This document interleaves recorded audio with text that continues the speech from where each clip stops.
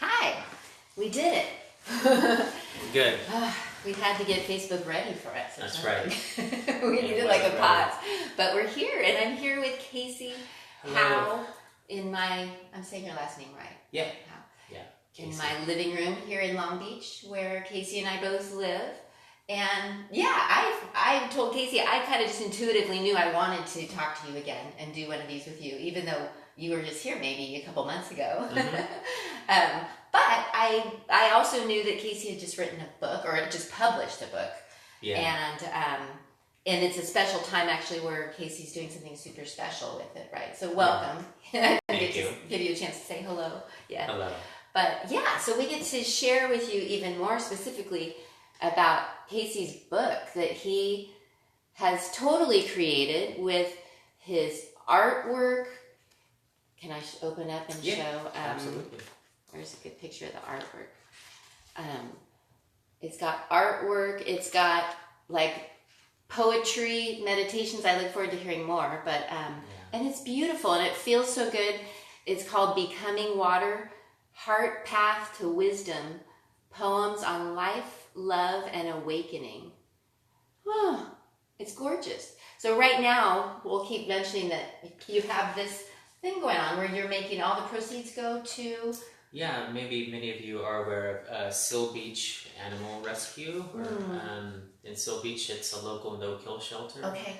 And that's where I got my cat and, just love to support shelters and animals in any way possible. So 100% of the proceeds this month, the opening month of the book, go to Seal Beach No-Kill Shelter.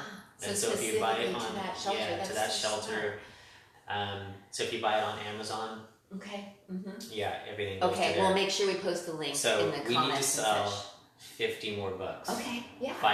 50 more books, and we're gonna get to $1,000. That's my goal. Wow. $1,000. Yeah, and it goes straight to the shelter to help. And how will they use those resources at a place like that? Is it going to go into just supporting more animals, keeping them alive longer? Well, absolutely. I mean, everything. We've raised money before for them and for other places, and it goes to surgeries. They get animals off the streets that need a surgery. Mine was quarantined. My cat was quarantined for 3 months. So all of that care that they need, and then of course they need ongoing because it's a no-kill shelter. Right, it makes sense just to have the support to offer that. Right. Oh my gosh, absolutely. I love that. So, but I mean, how do you like to describe how this book has come through you and what your process has been? So this book is really about how I like to learn.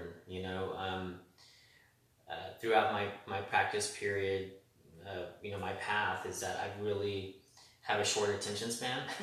Like all of us? Yeah. You were aware enough to notice that? It's so funny, the mindfulness teacher has a short attention span. But for things like that, I'm really someone who likes to sit. I used to read way back then, but I actually don't like to read that much anymore. I really like to sit with the practice as much as possible. And I was really moved by a lot of the Zen type of poetry and some of the pith instructions of some of the Tibetan practices that are really short and sweet. So this book you could read probably in an hour. You can read the whole thing. A lot of them are really, really short, and I'll just read one just for an example. I just picked it up.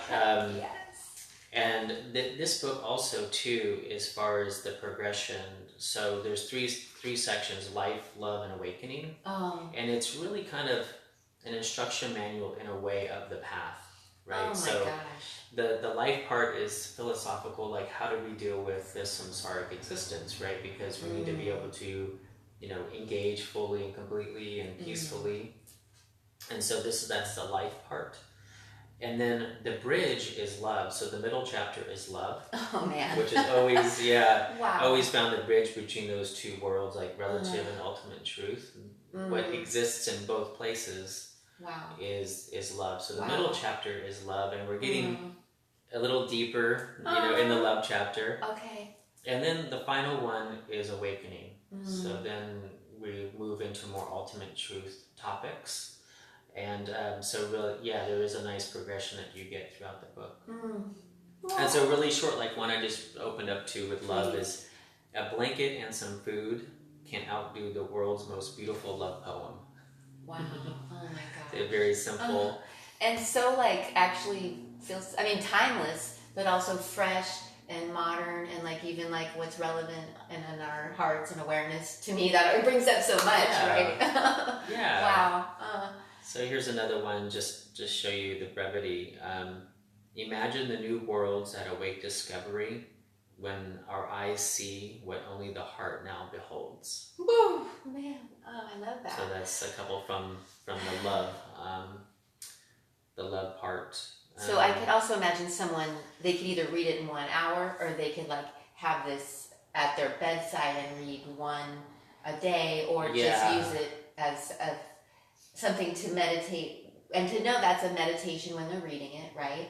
Right. And then that maybe they can then sit with that, or even journal with that, or yeah, right? they're kind of really, they could definitely be used as journal prompts. And I'm getting a lot of that where people are reading one a day, you know, like when they wake up, because it is something like that, or people are putting them on their altar, the ones that they like. So they are pretty portable.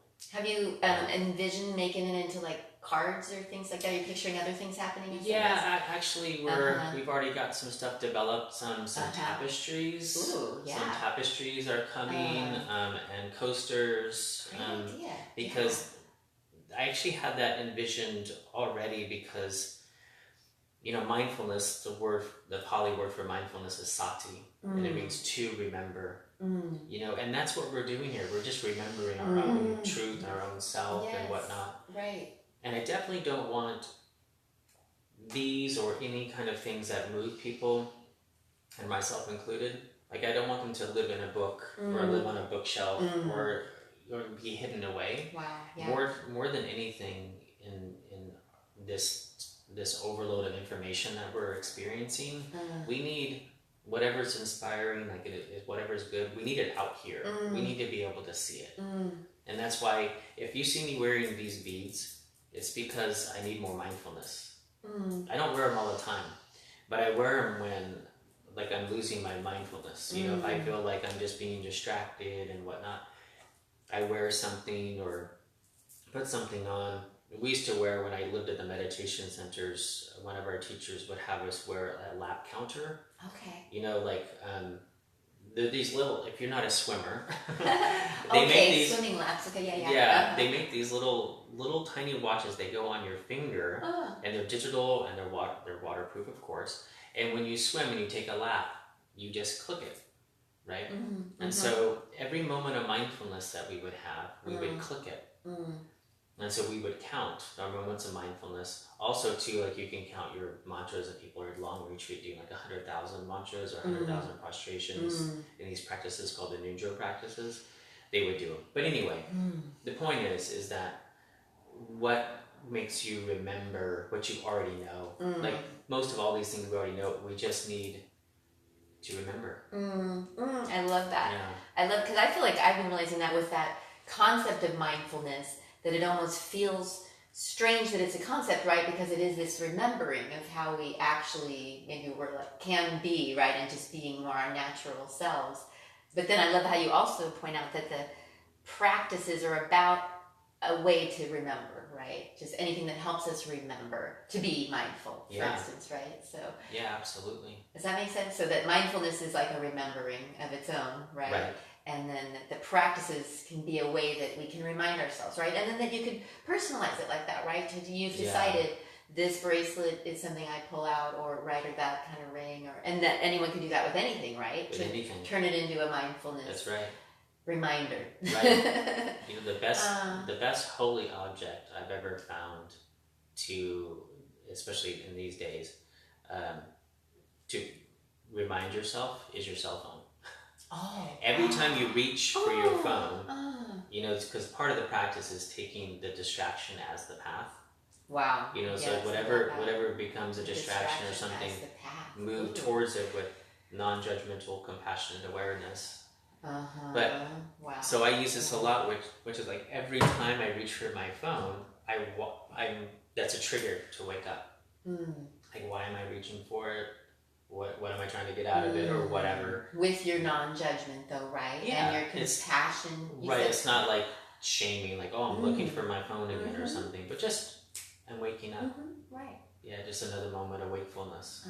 And getting back in that awareness and attention and presence. Yeah, exactly. And then including the non-judgment and just kind of the inquiry, right? The right. Spirited inquiry with yourself. And a conscious choice, you know. It's like we yes. just moved to that habit of like, oh, I'm reaching for this, or I'm doing this, or whatever. But where is my own like wise effort, you know, or wise choice? Like sometimes, do I need to grab it? Do I need to look at it, or just? You know, there's actually a poem in here. I think it's in here, or maybe it's just on Instagram. But it was a poem. When there's nothing to do, do nothing. Mm-hmm. Which is something that we're really not used to doing right now. Like when there's nothing to do, we're trying to fill up that time with more doing energy. Right. And then we wonder why so many of us feel unfulfilled, right? Because maybe that doing nothing is actually fills us in an important way, right? Versus the continuing to look for the next thing to do. It's everything, really, because there's no... It's insatiable. Like the doing, like there's nothing that's permanently, you know, going to give us that happiness, right? But there's no doing that's going to do it. Whatever we think we're doing it for, it doesn't exist, like outside, right? Right. Because it's impermanent and changing. So even if we got a hold of something, like we got our perfect job and we got the perfect this, or whatever our mind tells us, like this is next, it's impermanent, right? It's changing. Yeah. You know? And in that impermanence, it's imperfect. So there's another piece of the wisdom piece, right? It's like, it's imperfect. But isn't it awesome, like how much the mind is like, we want the perfect job and the perfect partner and the perfect body and the perfect...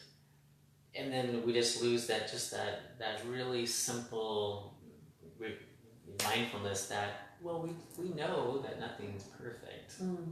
Or permanent, right? That's so interesting. Yeah, or permanent. That we want things to be perfect and permanent. Like, oh my God, I would get this but perfect yet they job. Never are. And so I can see that that's part of the wisdom of the practices is to, or the perspectives, is to embrace that there's no such thing as perfect or permanent, right? Right.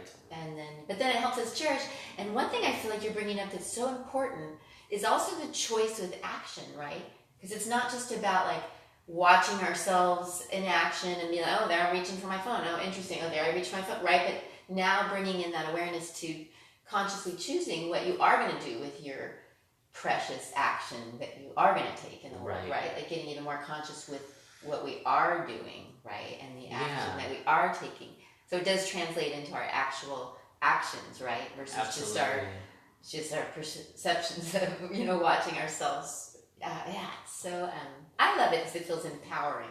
I seem to like anything that helps me feel like I can cherish life more, right? And use my life more consciously and enjoy my life more, right? Yeah. And then, of course, if I can be of help to others, you know, that. Right. So interesting how this all plays into that too, right? Absolutely. I call it like mindfulness 2.0. I think it's always a really good distinction. Like when we talk about mindfulness in the sense of, you know, paying attention to the present moment on purpose, non-judgmentally. And so people hear the non-judgmental part, like, oh, letting everything come and letting everything go. Right. You're like, yes. And that's just the beginning. Right. That's the non-grasping mind. And so, of course, in meditation, this is the most difficult thing to do because we're all thought addicts. Right? We're all addicted to thoughts. We're all thought addicts, right? Yeah. I love that distinction because I'll hear people like, oh, well, my mind, you know, I think so. And it's like, no, we're all thought addicts. Everyone. Everyone's go on. Yeah. And so, of course, like the lion's share of the formal practice is just getting us to have that ability for conscious choice to exist again. Yeah. You know, because if we're just constantly enslaved by the mind's habits, because the mind only knows habits, and it's grasping and grasping, then we don't have the opportunity for the choice. So only after that does wise action even become an opportunity. Like, we think we kind of have choice, but when we're asleep, we're just feeling like, oh, I feel this way, and then we're not really conscious, and then we go that way, and somebody says something to us, and we say something back, and then, oh, they cut me off, and this and that. And then it just feels like, we're making decisions, but we're really not pausing long enough to make new choices that can create new habits that could lead to more sustainable and reliable happiness. Or contentment, I like to say. And I think that's such an important distinction for people, for all of us to understand if we're interested in these practices and approaches, because it can feel like it's just about acceptance and but not about having a potential for like conscious choice now and even change of behavior or of ways we're being in the moment and using our action if we're gonna act. Like real transformation, and I think it is. It's like where you see the transformation happens with these practices. Absolutely. When you see that, oh, look at that habit. It caused me suffering in the past. Maybe it felt good then, but there's a practice that the Buddha would say, which he would say, take a bite of that, or do this experience, or try this on, and see how it feels even before you do it. Then see how it feels when you're actually doing it. When you're actually doing it, be mindful of that. And then, like, 5 minutes after, 10 minutes after, 15 minutes after, and then the next day when you reflect on it, right? And then the next month, and then even a year, depending on the activity, right? And he says, you can live your life like that by like, what leads to long-term happiness? Like, the cake felt really good, like, right then in that moment. But then, my stomach hurt, for the next few hours. And we're like, okay. And then you're mindful of that. So the next time somebody says, do you want that? Then you could just have a conscious choice. Maybe you do. Maybe you have it again anyway. It doesn't matter. The point is that you're conscious of it. And you can make a new choice now in that consciousness, right? And I love how you point out how important the awareness parts of the practices are, to even get into the awareness and start to wake up to some of the patterns and some of the habits, right? And then how much like the non-judgment and the compassion with ourselves helps us move through that, right? Not just get stuck in judging ourselves for having eaten the cake, right? But it's this full picture of being willing to drop in and use our practices to be aware and do that checking in, right? That's where we get to do that checking in with that act, whether it's in any form of meditation, basically, right? That you can get a chance to check in with yourself and see how you're feeling about that piece of cake, right? Right after the next day, 3 days, right? And just, to live like that more. It's that constant state, and the constant coming back. And you'll see that in most of the teachings, and obviously in Buddhism they actually use the word mindfulness, but you'll see it everywhere. You'll see it every tradition has some form of we have to wake up. If you're talking about the 10 Commandments, you have to wake up to morality and ethics, and it really drives all the other factors of awakening, right? So all the different factors of awakening that we have, they all drive each other. They like to say that the path is like a rope. So a lot of times we're looking for like a linear sequence. Like, oh, I get this down, I get my concentration down, my samadhi, down, or concentration. Samadhi is used in different terms in different traditions, and then I do this, and then I work on this. But really, it's like a rope, where we have threads coming down and they're all coming together. And then, as you're learning and experiencing and practicing and everything comes together, now you have a really strong rope. So it's kind of like that. I love that. But where we see, like, the mindfulness needs to be in and really fuel, and it's kind of like the ignition. Before anything can happen, before you have loving kindness or compassion, you need to wake up. Right. And waking up really it sounds like you're saying, is about being more mindful. Like, well, that's where it starts, and just finding ways to be more mindful, it's so which simple. is It's so much about just really in this moment, right? Just knowing what the just heck you're being, doing. really, right? Like, I'm talking, I know that I'm talking. Yeah. People, it's like people, I mean, you could just break it down to just basic awareness. Like, I know that I'm here. I know that I'm breathing. Like, what am I doing Basic right awareness, now? Yeah. Do you know that that's what you're doing right now? Mm. Because obviously, if you're eating and you're not tasting your food, and you're off in the future, then you're not there. And the ruminating mind is a negative mind. They found, like, through research, we usually don't ruminate on happy, joy all the time. It's great if we do, but we definitely know that if you're with your senses, your capacity is exponentially greater, right? What I mean by that is that if we take all of the past and you're ruminating on all the past, it's infinite because our imagination is infinite, and you could worry about the future. Wonderful creative mind. You can worry about the future, right? But actually, what you're dealing with in the moment is so incredibly simple. The actual knowns in our existence, like what we actually know, is so incredibly small. Like, like you and me, we know very little right now. We know that we're two people here sitting talking. You have your worries and concerns about life in general, whatever, and so do I. But actually, what we know is just this. Like, what? That's such a relief. Yeah, outside of that, we don't know anything. Like, I think after this, I'm going to drive home. I might not make it home. My car might break down on the... Right. You know, there's... Yeah. You know, I'm thinking I'm going to take my dog for a walk. Who knows? Right? Even little things like this. And so what happens is, it's kind of like a computer analogy is that we have... Is it RAM? Like all this, like we have stuff open and all this. So our capacity, we feel like we're overwhelmed because we're bringing in so much of the past, we're bringing in so much of the future, and all this projecting and all this stuff. And actually, without giving ourselves a chance just to be with what is, then we're filled up. And then we meet an actual situation that's going to take some of our energy, and we're saying, oh, I don't have any of that, because I have been worrying for the past 45 minutes. 45 days, 45 years. Exactly. And now I'm at my wit's end. You know, so that's what meditation offers us, is this like, no, what am I doing right now? Oh, I'm breathing. That's it. That's it. And just through that investigation, you know, speaking of mindfulness, there's a list called 7 Factors of Awakening.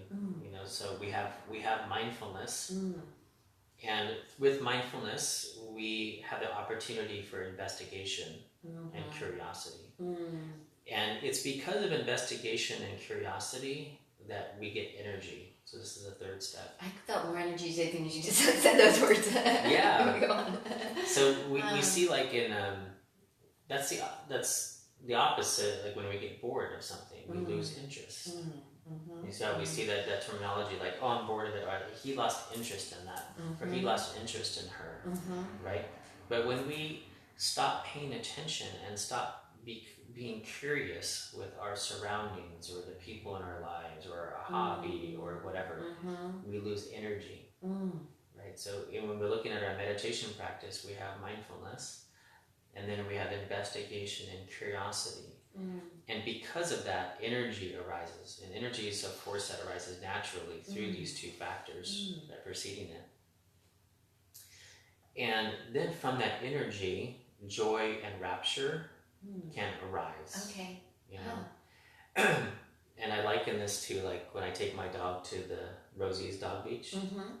You know, he jumps out of the truck and he's got tons of, like, energy and rapture. And then he experiences the next factor of awakening, which is calm and tranquility. So we understand this, like, after we have joy and rapture, we have all this interest, and now it's almost like we've kind of arrived somewhere, in our meditation, and then things become very calm. Yeah. And because of that calmness, now concentration can arise. Yeah. And usually we want to start there in our meditation. We're like, oh, my mind's crazy. But it actually there's another set of negative factors. These are the positive ones. Those are called the hindrances. So once we get rid of the hindrances, the slothfulness and agitation and grasping mind and pushing away mind and doubt, then these factors begin to arise in the mind. And so then from concentration, then we can move to equanimity, which is the final factor of awakening. Yeah. And I love that sequence. I love to pay attention in our lives. Like if we find ourselves without energy for something, it doesn't have to be meditation. You know, look, like, have I lost my investigation, my curiosity? You know, like, look at your partner's eyes. Like, remember how beautiful they were. Like, you know, when you really stared at them and you really cared and you were really present. Right. You know, and you're not ruminating about your past or yeah, like you're fully there. Right. You're really just here with what's happening right now. Yeah. Right. And then that brings joy, right?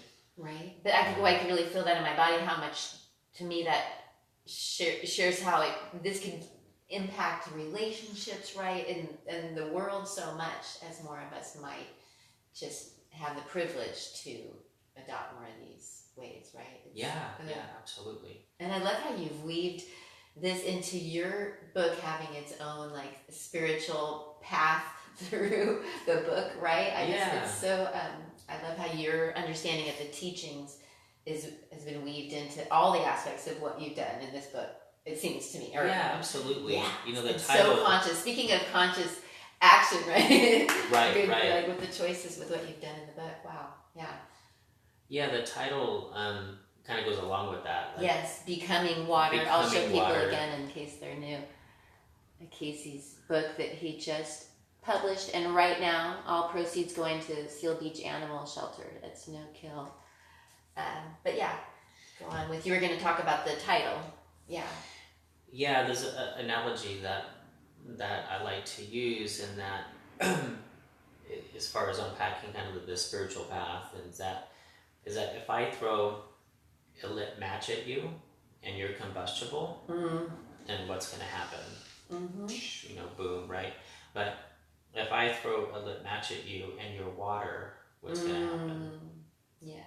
So it's like, you know, this is about self-transformation, and why it works is that life is always going to throw, you know, flames at you and, you know, flamethrowers and grenades and explosions and all this stuff.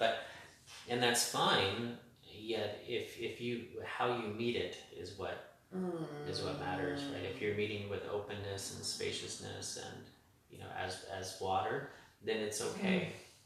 And so, obviously, and I still see myself do this all the time, you know, we're trying to change external conditions, right? Which we've already talked about, which are impermanent, always changing anyway. Why am I trying to change you or my job or whatever? Within reason. Right. Yeah. But if I work on myself, and how am I reacting to that? Or, in most cases, reacting to my reaction. Is an important distinction, that when something happens, somebody cuts you off driving, right? And then you feel anger arising or fear arising.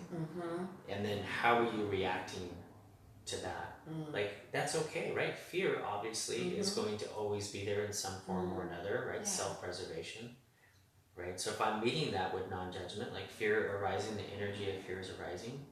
Hello, dear one, how are you?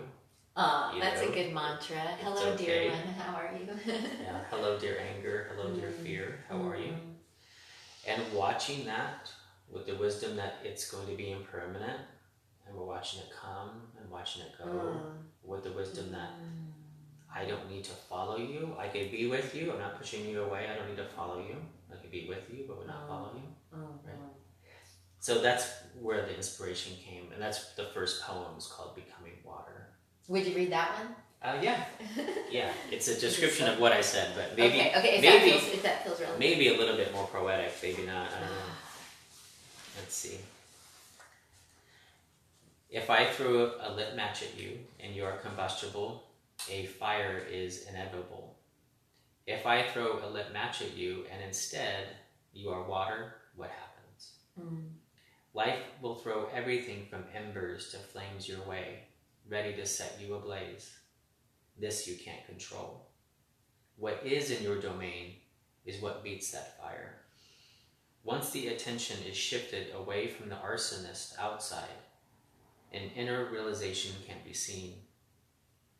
You notice that your essence is water and always has been. The next time life serves you up a forest fire, you can stand in the middle of it, cool and calm like a deep mountain pool. The fire stays at the edges, never a threat to your primordial stillness. Wow.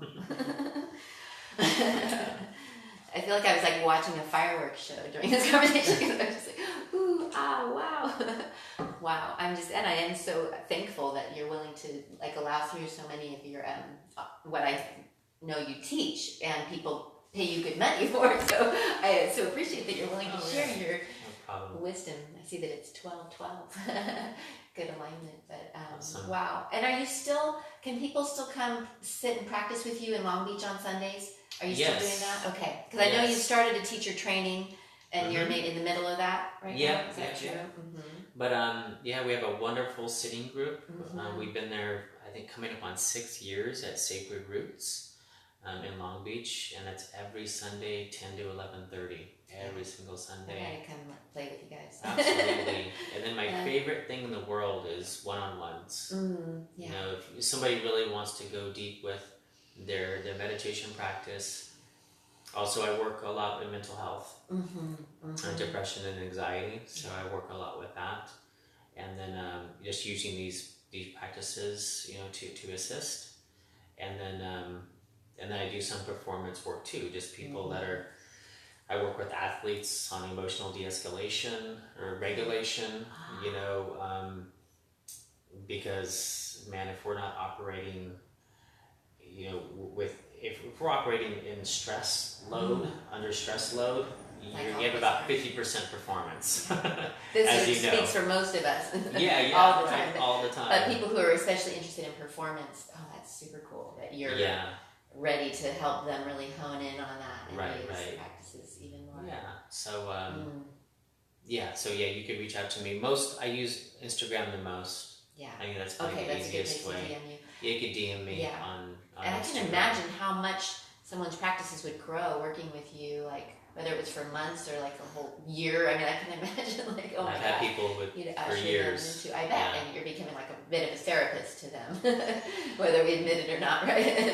But helping them become their own therapeutic, right? your own therapy. I feel like that's what's so cool about things like meditation. It's like a therapy, really, that you get to use with yourself, right? Right. Turning inward, and I work a lot with in the same offices as psychiatrists and psychologists and therapists, and we all work together. And kind of where I stay in my lane, because I'm not a therapist, long-time meditation practitioner, is that I work with the what. I never ask why. Like, I think why is really good to unpack. Why something is coming up, like with a therapist. You know, with me, we're looking at what is happening right here, and how am I going to work with it. The what and the how. That's what we work with. Like, just right here. It might be ancient. I don't know. It doesn't matter. Like, it's right here. This is what we're going to do with it. So obviously, all those modalities are really, really good to as a package. You know. So all the therapy route and all that stuff is really, really valuable. And then we're working with inner resource tools that we could all utilize to further transform. And it really is this alchemy. You know, like all the stuff that's coming, we might judge it, you know, good, bad, fear, but whatever. But it really is just a transformation. It's amazing when we're able to sit with something and send it loving kindness, acceptance, openness, bigger capacity. Let it breathe. Let it flow. Like when we're able to do that and just watch it transform. And now it's not in a negative thing, it's a thing. Yeah. You know? I love how you bring the magic to it, really.